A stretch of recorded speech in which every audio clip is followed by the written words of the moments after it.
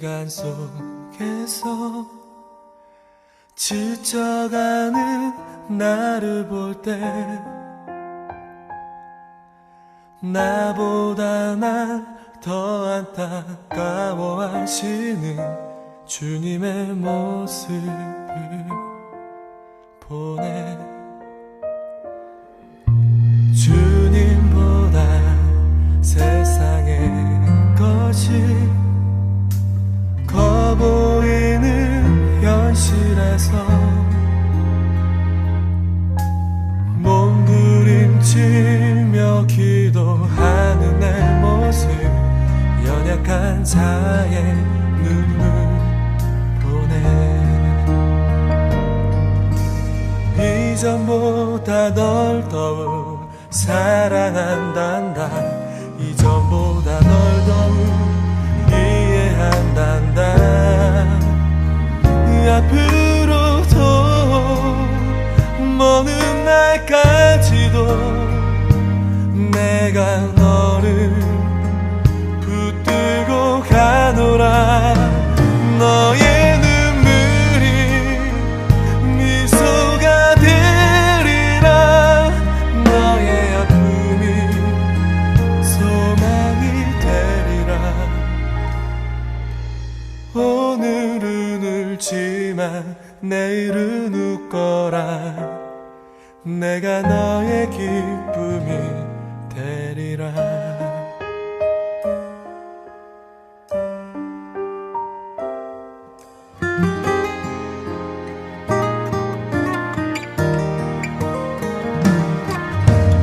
이전보다 널 더욱 사랑한단다.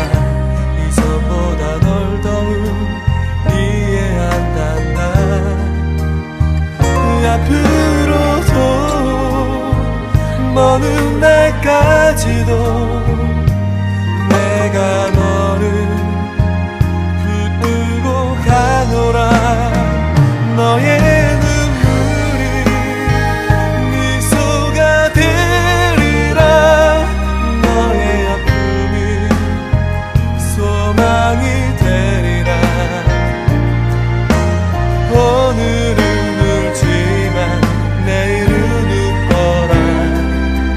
내가 너의 기쁨이 되리라. 너의 눈물이 미소가 되리라. 너의 아픔이 소망이 되리라. 오늘은 울지만 내일은 웃거라. 내가 너의 기쁨이 되리라. 내가 너의 기쁨이 되리라. 내가 너의 기쁨이 되리라.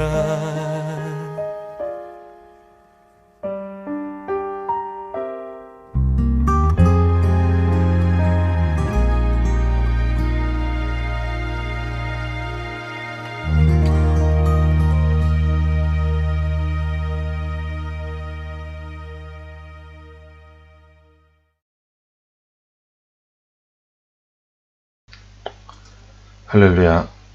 2020년 9월의 마지막 주일입니다.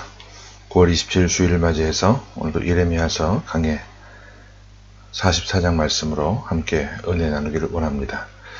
구약 1123쪽에 있는 예레미야 44장 1절로 30절을 통해서 칼을 피한 소수의 사람들, 칼을 피한 소수의 사람들, 이런 제목으로 하나님의 말씀을 전하기를 원합니다.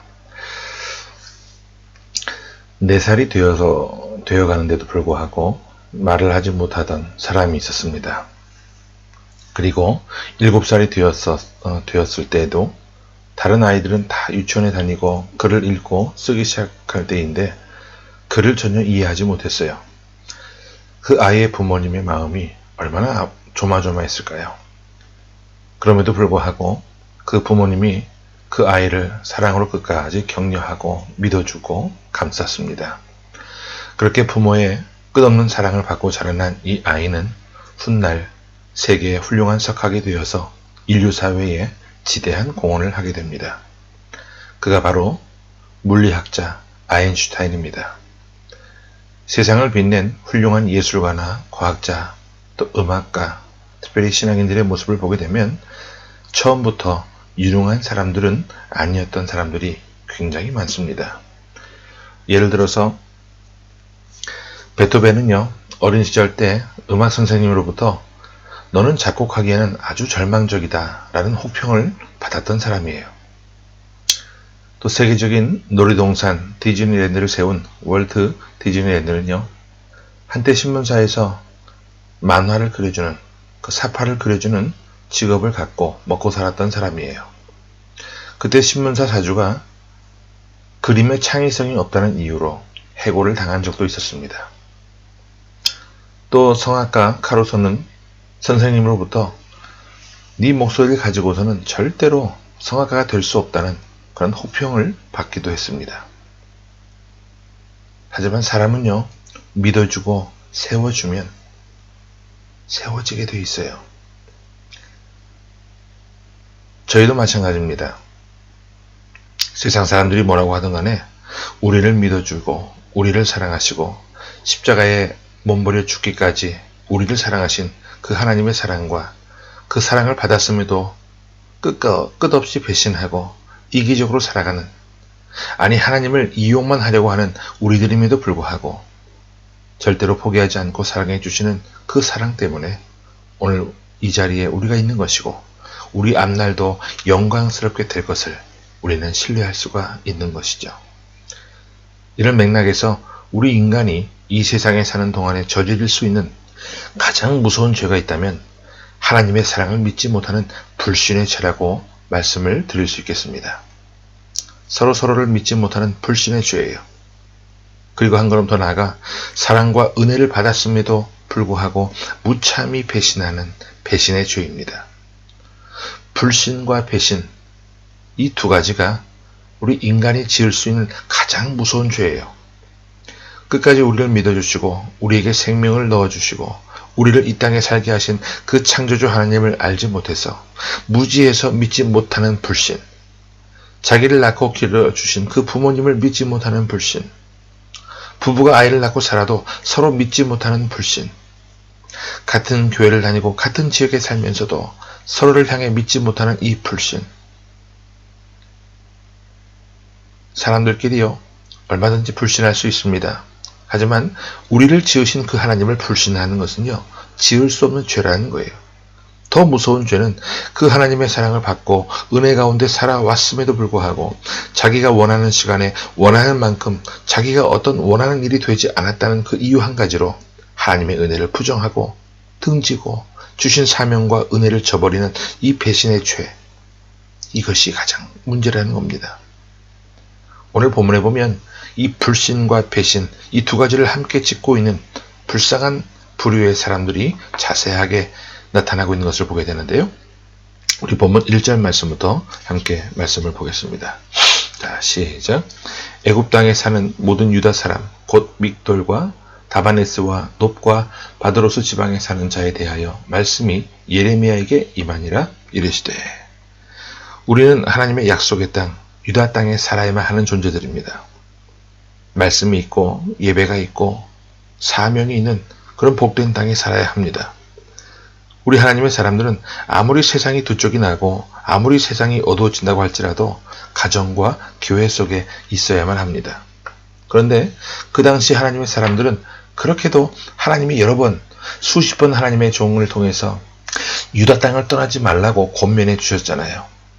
그럼에도 불구하고 그들은 예수 믿는 것보다는 세상을 따라가는 것, 애굽에 가서 사는 것이 훨씬 더 자기 인생의 유익이라고 계산이 되어서 믿음을 저버리고 사명을 저버리고 은혜를 저버리고 배신하고 불신하고 기어코 애굽 땅까지 갑니다. 오늘 본문에 그들이 지금 어디에 살고 있어요? 애굽 땅에 도착해서 흩어져 살고 있습니다. 그런데 중요한 건 이렇게 하나님의 사랑을 배신하고 도망가서 애굽 땅에 살고 있는 백성들이지만 여전히 하나님은 그들을 포기하지 않고 말씀을 주고 계시다는 사실이죠. 그렇게도 믿음을 저버리고 사명을 저버리고 하나님을 배신하고 불신하고 가버린 사람들이지만 하나님은 종들을 통해서 계속해서 말씀을 전해주시고 지난주 우리가 지지난주에 살펴보았던 43장에서는 왕궁 밑에 있는 벽돌을 꺼내서 실물 설교까지 해주시고 오늘 44장에서는 애굽 땅에 있는 그들에게 쫓아와서 또 말씀을 주십니다. 그럼에도 불구하고 이 포기하지 않는 하나님의 사랑과 은혜를 끝까지 배신하고 그들은 자기 욕심에 따라 삽니다. 그 결과가 어떠했는지 우리 7절과 8절을 함께 보겠습니다. 자, 시작. 만군의 하나님 이스라엘의 하나님 여호와께서 이와 같이 말씀하셨느니라. 너희가 어찌하여 큰 악을 행하여 자기 영혼을 해하며 유다 가운데에서 너희의 남자와 여자와 아이와 젖먹는 자를 멸절하여 남은 자가 없게 하려느냐.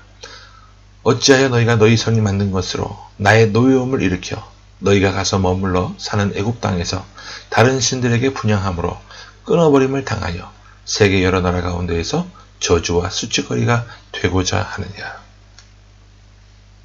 무슨 말입니까? 너희들이 믿음을 다 팔아먹고 믿음 저버리고 배신하고 믿지 않는 모든 사람들에게까지 모욕과 저주거리가 되게 되었다라 이 말입니다. 여러분 중요한 것이 하나 있어요. 신앙적인 타락은요. 하루아침에 이루어지는 게 아닙니다. 여기 나와 있는 이 사람들이요. 믿음이 없는 사람들이 아니었어요. 몇 대째 신앙의 가문, 믿음의 가문의 사람들이고 다 집사, 장로, 권사 그런 직분자들이었어요. 한때는 신앙생활 열심히 해서 쓰임도 받던 사람들이에요.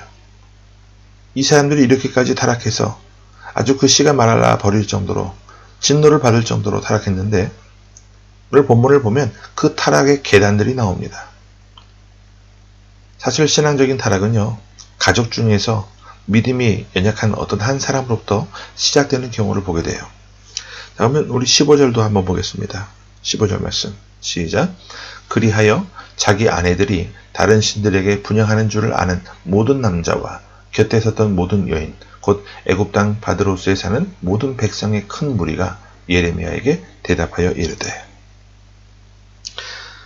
자, 애굽 땅에 거하면서 거기 와서라도 믿음을 지키면 되잖아요. 그런데 거기 오니까 이 여인들이 제일 먼저 뭘 했습니까? 다른 신에게 분향을 했어요.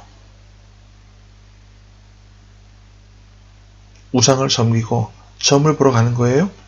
그런데 그 여인들의 남편들이 알았어요? 몰랐어요? 알고 있었어요. 그러니까 처음에는 가정에 이 연약한 여인들이 슬금슬금 딴짓을 하기 시작합니다. 그러다가 그런 여인들이 한 명, 두 명 늘기 시작하더니 15절에 보니까 모든 백성의 큰 무리가 되었다. 아주 많은 백성들이 되었다는 거죠. 그러더니 그런 여인들이 힘을 모아서 무슨 말을 하느냐. 16절을 한번 볼게요. 시작. 내가 여호와의 이름으로 우리에게 하는 말을 우리가 뭐하고? 듣지 아니하고. 예레미야가 아무리 하나님 말씀을 전해도 듣지 않겠다는 거예요. 왜? 이제 세력을 규합을 해서 큰 무리가 되었으니까 말씀을 반박하는 지경에까지 이르게 된 것이죠. 자, 그런데 핑계거리가 하나 있어요. 17절을 보세요. 시작. 우리 입에서 낸 모든 말을 반드시 실행하여 우리가 본래 하던 것, 곧 우리와 우리 선조와 우리 왕들과 우리 고관들이 유다 성읍들과 예루살렘 거리에서 하던 대로 하늘의 여왕에게 분향하고 그 앞에 전제를 드리라.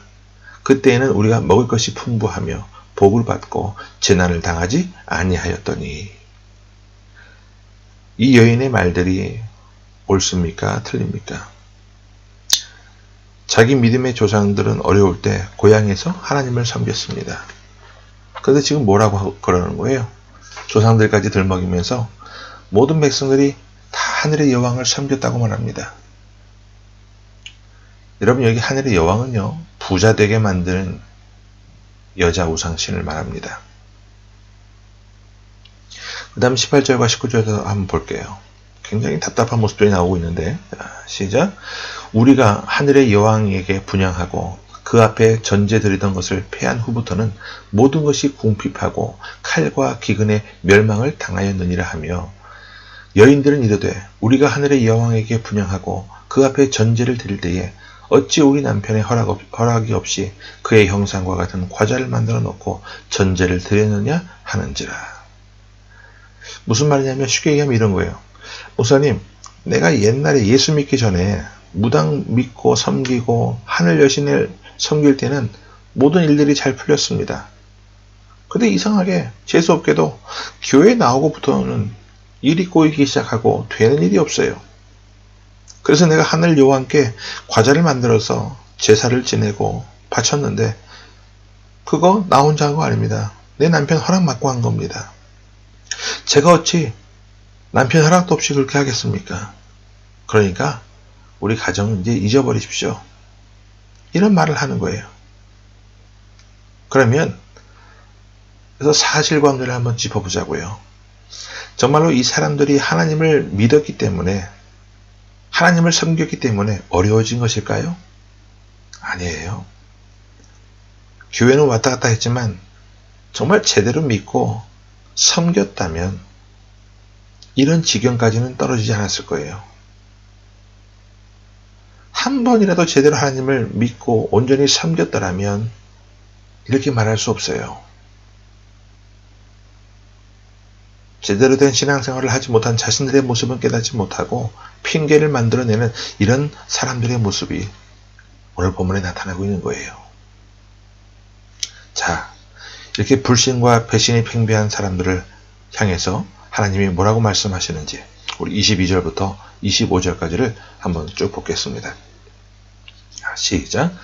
여호와께서 너희 악행과 가증한 행위를 더 참을 수 없으셨으므로 너희 땅이 오늘과 같이 황폐하며 놀램과 저주거리가 되어 주민이 없게 되었나니 너희가 분향하여 여호와께 범죄하였으며 여호와의 목소리를 순종하지 아니하고 여호와의 율법과 법규와 여러 증거대로 행하지 아니하였으므로 이 재난이 오늘과 같이 너희에게 일어났느니라. 예레미야가 다시 모든 백성과 모든 여인에게 말하되 애굽 땅에서 사는 모든 유다 사람이여 여호와의 말씀을 들으라. 만군의 여호와 이스라엘 하나님께서 이와 같이 말씀하시되 너희와 너희 아내들이 입으로 말하고 손으로 이루려 하여 이르기를 우리가 소원한 대로 반드시 이행하여 하늘의 여왕에게 분향하고 전제를 드리라 하였은즉 너희 소원을 성취하며 너희 소원을 이행하라 하시느니라. 여러분, 우리 하나님께서 내리시는 가장 무서운 진노가 뭔지 아십니까? 네 맘대로 해라입니다. 그게 제일 무서운 저주예요. 예수님께서 그 배반한 가룟 유다에게 뭐라고 그러셨어요? 마지막까지 회개의 기회를 주시다가 안 되니까 네 갈 길로 가라. 그 말씀을 하셨어요. 우리가 하나님을 배신하고 심판의 길로 가는 것은 한순간에 일어나는 게 아닙니다. 서서히 그렇게 이루어지기 때문에 두려움도 죄의식도 없이 그렇게 굳어가고 죽어가고 심판을 받게 되는 거예요. 마치 폐가 굳어가는 사람들처럼. 자, 그들의 결과가 어떻게 되었는지 다 망해요. 그런데 망하기 전에 하나님께서 하신 일이 있었어요. 29절과 30절을 한번 볼게요. 시작. 여호와의 말씀이니라. 내가 이곳에서 너희를 벌할 표징이 이것이라. 내가 너희에게 재난을 내리라 한 말이 반드시 이루어질 것을 그것으로 알게 하리라. 보라, 내가 유다의 시드기야 왕을 그의 원수 곧 그의 생명을 찾는 바벨론의 느부갓네살 왕의 손에 넘긴 것 같이 애굽의 바로 호브라 왕을 그의 원수들 곧 그의 생명을 찾는 자들의 손에 넘겨주리라. 여호와께서 이와 같이 말씀하셨느니라. 자, 이 사람들이 하나님을 배신하고 애굽 땅으로 왔어요. 와서도 하나님을 섬기지 않고 여인들이 먼저 서둘러서 우상을 섬겼어요. 그래도 하나님은 포기하지 아니하시고 주의 종을 보내셔서 그렇게 살지 말라고 애원하듯이 말씀을 전해주셨어요. 너희들이 이곳에 왔지만 너희들이 이곳에서라도 잘해서 복된 자리에 서라. 복된 삶을 살라고 말씀하셨습니다.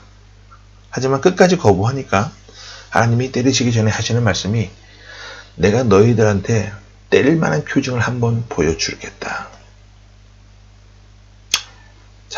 하나님이 이렇게 때릴 만한 표정을 보여주시는 것은요, 사랑하기 때문이에요. 사랑하지 않는다면요, 관심이 없잖아요. 그 사람이 죽든지 살든지 관심이 없잖아요. 이 사람들이 이렇게 교회를 배신하고 하나님 말씀은 거부하고 있는데 다 믿는 구석이 있어서 그런 거거든요. 그것이 뭐냐면 애굽왕 호브라 왕이었어요. 그 왕이 자기들한테 잘해주니까, 그 왕이 비록 예수를 믿지 않는 불신자였지만 자신들에게 잘해주니까 그 사람하고 관계만 좋으면 우리가 먹고 살만할 것이다 라고 착각을 한 것이죠. 그것만 믿고 큰 소리 뻥치니까 하나님께서 그들을 사랑하는 표징으로 그들이 그렇게 애지중지 붙들고 의지하는 그 호브라 왕을 생명을 찾는 자들의 손에 넘겨서 죽이시겠다는 거예요. 우리가 믿는다고 하면서도 하나님을 의지하지 않고 하나님이 주신 그 어떤 무엇만 붙들고 있을 때가 있어요. 어떤 사람은 입술로는 믿는다고 하는데 사실은 돈을 믿는 사람들이 있습니다. 어떤 사람은 믿는다고 하면서도 자기 남편이 벌어다주는 돈과 남편의 지위를 믿는 사람도 있어요. 어떤 사람은 믿는다고 하지만 자신의 배경을 믿고 자기 자신의 지식을 믿는 사람들이 있어요. 안타깝게도 여러분, 그 모든 것들이 우상입니다. 우리는 그것을 주신 하나님을 신뢰해야 합니다. 그것을 떡하니 붙들고 있으니까 하나님이 그 모든 것을 없애버리시겠다는 거예요. 여기에 중요한 교훈이 있어요. 이스라엘 백성들이 믿는다고 애굽 땅에 와서 하나님 대신에 거기까지 인도하신 하나님의 사랑을 배신하고 애굽 왕 호브라를 믿었어요. 여러분, 교훈이 뭐예요? 29절 다시 한번 볼게요. 시작. 여호와의 말씀이니라. 내가 이곳에서 너희를 벌할 표징이 이것이라. 내가 너희에게 재난을 내리리라 한 말이 반드시 이루어질 것을 그것으로 알게 하리라. 자, 그러면 하나님이 이렇게 배신하고 불신하는 이 사람들을 진짜로 죽이시려는 것일까요? 아니면 그들이 지금이라도 깨닫고 돌아와서 복을 받고 그렇게 온전한 모습으로 회복되게 하시기 위해서 벌할 표징을 주시겠다는 것일까요? 바로 후자입니다. 하나님은요, 바로 이 자리에서 우리가 복받기를 원하시는 분이세요. 저와 여러분을 이 아침 이 자리로 부르신 것은 우리가 과거에 어떻게 살아왔던지 간에, 지난주까지 어떻게 살아왔던지 간에 이곳에서 다시 믿음을 회복하고 본래의 자리로 돌아와 복받기를 원하시는 하나님이시라는 거예요. 때로는 때려 죽이고 싶은 모습이지만 때려 죽이지 않고 표징을 보여주시는 거예요. 베드로를 보십시오. 베드로가 배신했을 때 그 현장에서 하나님께서 벼락을 쳐 죽이지 아니하시고 닭 우는 소리를 3번 들려주셨잖아요. 그래서 회개의 기회를 주셨던 것처럼 하나님은 오늘 우리가 여기서 회개하고 바로 이곳에서 하나님의 음성을 듣고 복받기를 원하신다는 겁니다. 유다 땅에 살고 이스라엘 백성들이 믿음을 저버리고 하나님을 배신하고 불신과 배신으로 눈에 보이기 좋은 땅, 애굽으로 도망와서 우상 숭배의 삶을 살고 있어요. 그럼에도 불구하고 하나님은 그곳까지 주의 종도를 부르셔서 그곳에서라도 복받는 삶을 살기를 원하신다, 그 말입니다. 자, 28절도 다시 한번 봅니다. 자, 시작. 그런즉 칼을 피한 소수의 사람이 애굽 땅에서 나와 유다 땅으로 돌아오리니 애굽 땅에 들어가서 거기에 머물러 사는 유다의 모든 남은 자가 내 말과 그들의 말 가운데서 누구의 말이 진리인지 알리라. 한번 따라해 보실까요? 칼을 피한 소수의 사람을 찾으시는 하나님. 아무리 애굽 땅에 들어가서 하나님은 애굽 땅에 그들이 실수하고 들어왔을지라도 그곳에서 복받기를 원하셔요. 그런데 그들은 복받기는커녕 하늘의 여왕에게 분향을 합니다. 그럼에도 불구하고 타락한 사람들 속에 소수이지만 참된 믿음을 가진 사람들이 있었습니다. 여러분, 세상이 다 어두워진 것 같아도요, 우리 주변을 살펴보면 정말 사랑이 많고 선하고 귀한 믿음을 가진 사람들이 있어요. 어느 교회를 가보든 어느 지역이나 어느 집을 가봐도 정말 하나님 말씀대로 복받기를 소원하며 복된 모습으로 살아가는 사람들이 있어요. 오늘 저는 이 모습이 우리의 모습이 되기를 원해요. 오늘 본문을 표현하기를 그것을 칼을 피한 소수의 사람들이다 표현하고 있습니다. 여러분, 이 죄악된 세상에서 살아남아 복된 주인공이 되려면요, 죄악의 칼날을 피해야만 합니다. 불신의 칼을 피해야 하고 배신의 칼을 우리가 피할 수 있어야 합니다. 재미있는 것은 이 칼을 피한 소수의 믿음으로 승리한 사람들이 뭐 하는가 한번 보기를 원하는데 28절을 한번 다시 한번 볼게요.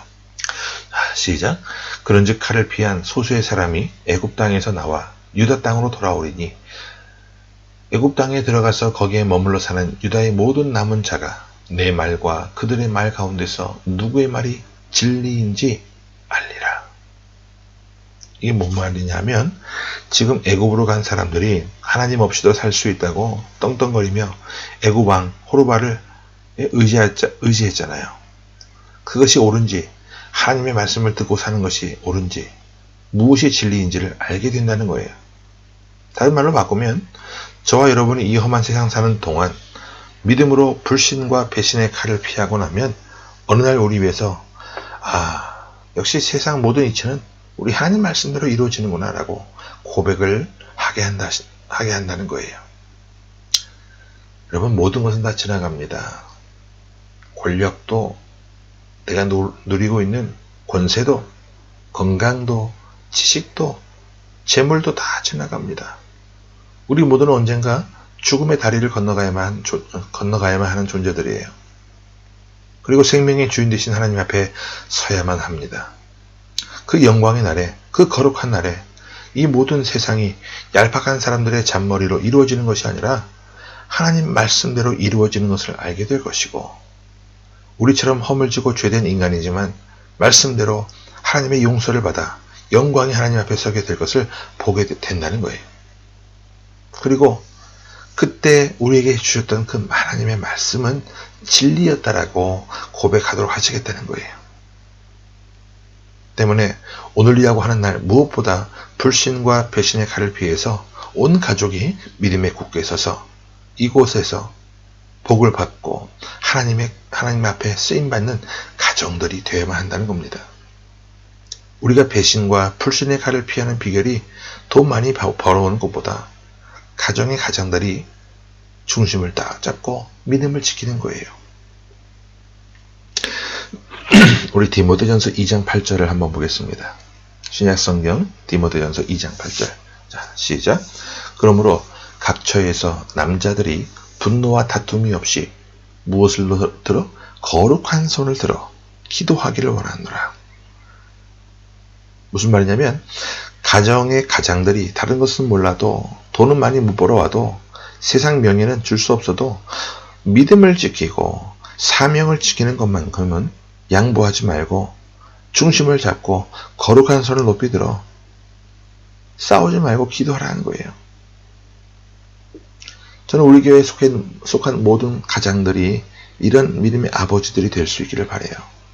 늘 거룩한 손을 높이 들고 축복할 수 있는 삶이 될 수 있기를 바라요. 그러면 가장만 이렇게 하면 되느냐? 아니요. 여인들도 중요합니다. 성경에는 여인의 믿음과 그 아내 된 사람의 믿음으로 인해 또 섬김으로 인해 가정이 구원을 받고 남편이 구원을 받고 변화되고 자녀들이 복을 받는 그런 모습으로 헌신하는 여인들이 많이 나와요. 반면에 경솔함과 불신으로 온 가정을 망가뜨리고 남편과 자녀도 무너뜨린 그런 패역한 여인들도 있었음을 기억해야만 합니다. 대표적으로 이세벨 같은 여인을 떠올릴 수 있는데요. 오늘 우리가 함께한 이 예레미야 44장은 예레미야의 마지막 설교입니다.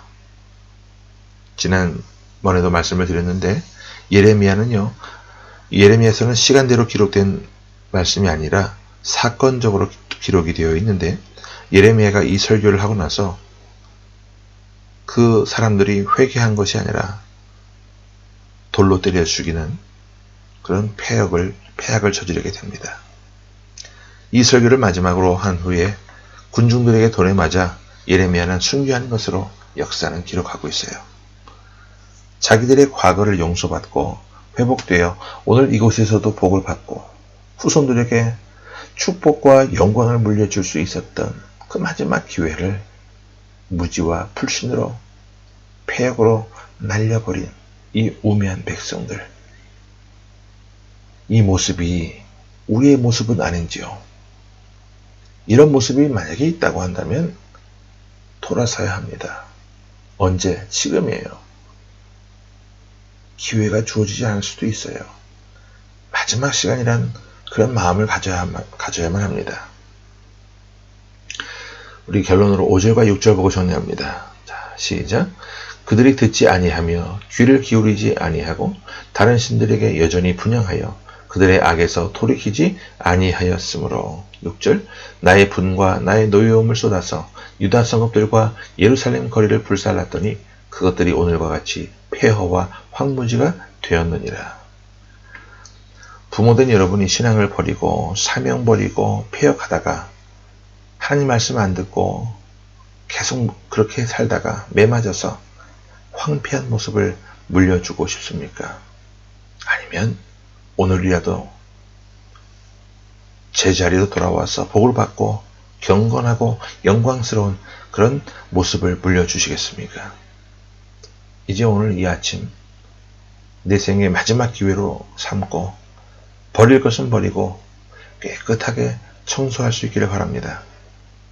모든 허세와 위선과 교만, 불신과 배신 다 버리고 붙잡을 것은 붙잡고 시선을 하나님께 고정해서 이 자리에서 복을 받고 이곳에서 회복되어 다시 믿음의 정도를 걸어가는 우리 모든 가족들이 다 되어질 수 있기를 주 이름으로 축원합니다. 함께 기도합니다. 주님, 주님의 은혜를 감사합니다. 연약한 저희들을 끝까지 포기하지 아니하시는 그 하나님의 사랑을 오늘 이 순간 겸허하게 받아들이게 하여 주시되 겸손함과 감사함으로 더 나아가 감격함으로 받아들일 수 있는 믿음의 삶이 되게 하여 주옵소서. 이 험한 세상에서 분노와 배신의 칼을 피할 수 있는 믿음의 사람들이 되게 하시되 살아계신 주님의 일하심을 간증하며 사는 인생들 되게 하옵소서. 내 가정, 내게 주신 사업, 내 직장, 어느 시간 어느 때든지 항상 하나님의 사랑의 시선을 느끼며 살아갈 수 있는 주의 거룩한 백성들 되게 하여 주옵소서. 살아계신 주 예수 그리스도의 이름으로 감사하며 간절히 기도하옵나이다. 아멘.